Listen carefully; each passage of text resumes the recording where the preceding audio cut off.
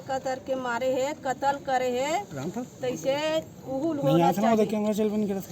जिस तरीके से प्रथम दृष्टया जो घटना घटी है राम मंदिर प्राण प्रतिष्ठा के पूर्व संध्या जो सर से तन से जुदा करने वाली जो घटना घटी है, तो ये उसी अभियान का ही एक हिस्सा है, ऐसा लग रहा है। और दूसरा चीज़ ये है कि सब बातें कानूनी मर्यादाओं में साफ साफ नहीं कही जा सकती हैं, लेकिन ये भी सच है कि जिस तरीके से जो प्रतिशोध है समाज का कि भाई नक्सलियों का, आतंकवादियों का, तो उनका तो एक ही इलाज है, एनकाउंटर, है ना।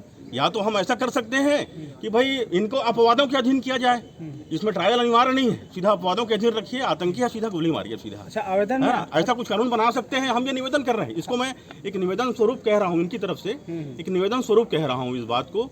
लेकिन ये भी सत्य है कि समाज में बहुत आक्रोश है।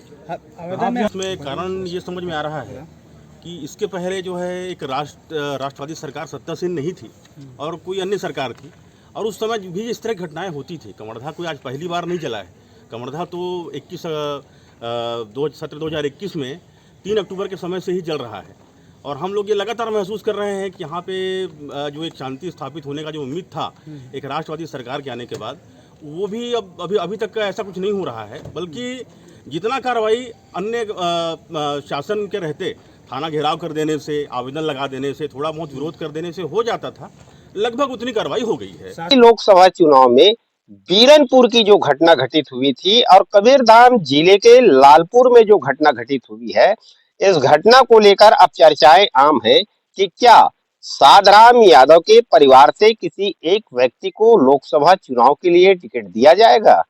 तो न जाने ऐसे कई मुद्दे हैं, क्योंकि लगातार साधराम यादव के घर में जहां सबसे पहले धीरेन्द्र शास्त्री जी महाराज का आगमन हुआ, वो उनसे मुलाकात किए, उनका हालचाल जाना, और इसके साथ ही उनसे मुलाकात करने के लिए पूर्व सांसद मधुसूदन यादव उनके घर पहुंचे। उन्होंने भी जाकर साधराम यादव के परिजनों से चर्चा किया और उसके बाद बीरनपुर के ईश्वर साहू भी उनसे मुलाकात करने के लिए पहुंचे।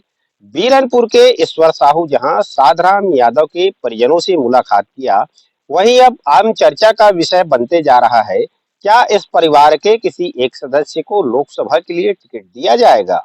ऐसी कई बातें हैं जिसे लेकर हम आप तक पहुंच रहे हैं। आप बने रहे हमारे साथ। कि बीरनपुर की घटना आप सभी को मालूम ही होगा। इसके साथ ही बीरनपुर के ईश्वर साहू को विधानसभा चुनाव के लिए टिकट दिया गया और जनता ने अपना उन्हें आशीर्वाद भी दिया और शानदार मतों से उन्होंने विधानसभा चुनाव में जीत हासिल की। इसके साथ ही अब लोकसभा चुनाव की हम बात करें तो भाजपा इस बार फिर कुछ नया करते आपको दिखाई दे सकती है। दरअसल आज हम बात करने जा रहे हैं लालपुर कला की। लालपुर कला में जो घटना घटित हुई है, उस घटनाक्रम के बाद से ही अब आने वाले समय में लोकसभा चुनाव है और लोगों में एक जन चर्चा का विषय बना हुआ है, क्या कहीं बीरनपुर के ईश्वर साहू की तरह साधराम के परिवार के किसी भी एक सदस्य को लोकसभा चुनाव के लिए क्या टिकट दिया जा सकता है। कबीरधाम जिले में इन दिनों यह चर्चाएं आम हैं और लोग अब देख भी रहे हैं, क्या साधराम के परिवार के किसी एक सदस्य को लोकसभा चुनाव के लिए टिकट दिया जाएगा। ऐसे कई मामले, कई मुद्दे हैं। लगातार राजनीतिक खबरों को लेकर हम आप तक पहुंचते भी रहे हैं। जैसे पूर्व विधानसभा की बात करें तो पूर्व विधानसभा चुनाव में पल पल की खबर हम आप तक लेकर पहुंचते रहे हैं और आपका प्यार और आशीर्वाद भी हमें मिला है, जिसके चलते आज खबर योद्धा 13,000 से ज्यादा सब्सक्राइबरों का एक बड़ा परिवार बन चुका है और आपका स्नेह ही है जो लगातार खबर योद्धा प्रगति की ओर है। तो लोकसभा चुनाव को लेकर भी हम आप तक पहुंचते रहेंगे। फिलहाल यह जानकारी अभी तक हमें जो प्राप्त हुई है, उसे लेकर हम आपके बीच पहुंचे हुए हैं।